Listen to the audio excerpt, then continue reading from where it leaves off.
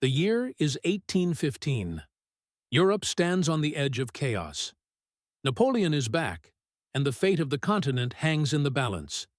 But while one battle raged on the fields of Waterloo, another was being fought on the floors of the London Stock Exchange.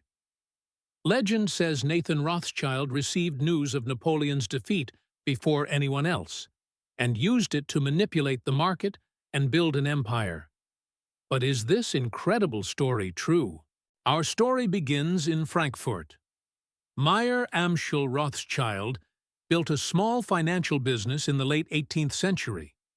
He then sent his 5 sons to the major financial capitals of Europe: London, Paris, Vienna, Naples, and Frankfurt.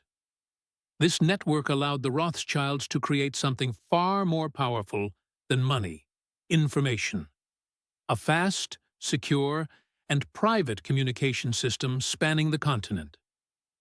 And in London, his son Nathan Rothschild was building something extraordinary and dangerous. By 1815, Europe stood on the edge of chaos once again. Napoleon Bonaparte had escaped exile and was marching across the continent with fire in his eyes and vengeance in his heart. War was inevitable. Armies mobilized, borders tightened, and financial markets braced for impact. But in London, one man saw something others didn't. Nathan Mayer Rothschild wasn't focused on the battlefield. He was focused on information. As soldiers prepared for bloodshed in Waterloo, Rothschild prepared his network of riders and couriers. Their mission: to gather news from the front lines faster than any army could move. Because in finance, timing is everything. And Rothschild was about to prove that knowledge, when delivered first, could be more powerful than any cannon. June 18th, 1815. The fields of Waterloo erupted in fire and steel. Thousands clashed in what would become one of history's most decisive battles. As cannons roared, Nathan Rothschild's agents waited. They weren't soldiers, they were watchers, waiting for the moment history turned. The moment the outcome became clear, the real race began. A courier took off, riding not just against time, but against nations. Through mud, wind, and danger, he rode.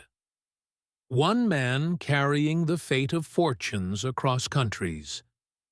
Meanwhile, in London, Rothschild waited. Not for the outcome, but for confirmation. Every minute lost could cost a fortune. Other couriers were en route too: French, British, Prussian. But Rothschild's network was faster, more focused, more ruthless. He would reach London a full day ahead of any official report, and with that knowledge, Rothschild would change everything. It was a quiet morning at the London Stock Exchange. No one yet knew the fate of Wellington and Napoleon. Then Nathan Rothschild appeared. His face gave nothing away.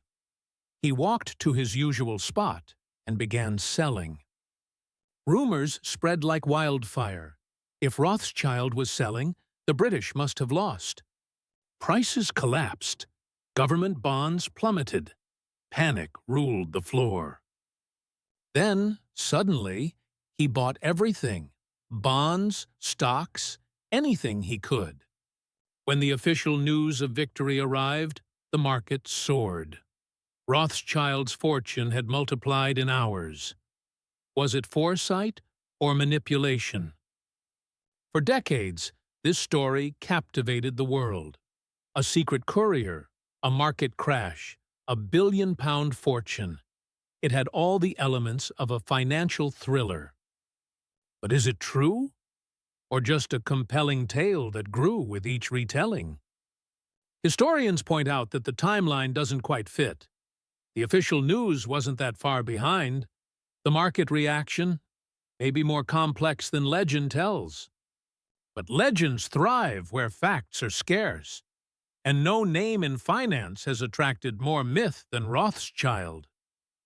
What we do know is this: Rothschild's information network was unmatched, and in the world of finance, information is power. Whether myth or reality, the story endures, a tale of power, timing, and the invisible hand behind fortunes. For over 2 centuries, the same tale has echoed across history books, documentaries, and conspiracy circles. That Nathan Rothschild used exclusive battlefield intelligence to manipulate the London Stock Exchange, securing unimaginable wealth. It's the ultimate story of power, timing, and secrecy. But is it really what happened? Modern historians have examined the timeline and found gaps in the popular version. The official news from the battlefield arrived only a few hours after Rothschild acted. Could he have truly reshaped the market in such a short window? Nathan Rothschild's alleged move came just hours before the government's own messengers arrived in London. Some historians argue that the market was already responding to whispers of a British victory. Was it really insider information, or just sharp instincts in uncertain times? The truth may lie somewhere in between. Rothschild certainly had an information network unmatched by his rivals.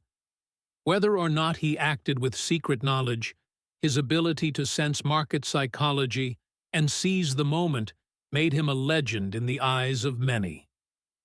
In the world of finance, perception often becomes reality. Whether Rothschild manipulated the market or not, the myth shaped his legacy and reminded the world that in markets, information is power, but belief is even stronger. After Waterloo, the Rothschilds became Europe's financial kings. They funded governments, railways, and revolutions. Their model, fast communication, intelligence-driven finance, shaped the modern banking world. And their legacy left behind a brutal truth: who controls information controls the market. What do you think? Did Rothschild manipulate the market, or was it just his brilliant timing? I'd love to hear your thoughts in the comments below. Don't forget to subscribe to our channel for more videos like this one. We've got many more fascinating stories coming your way.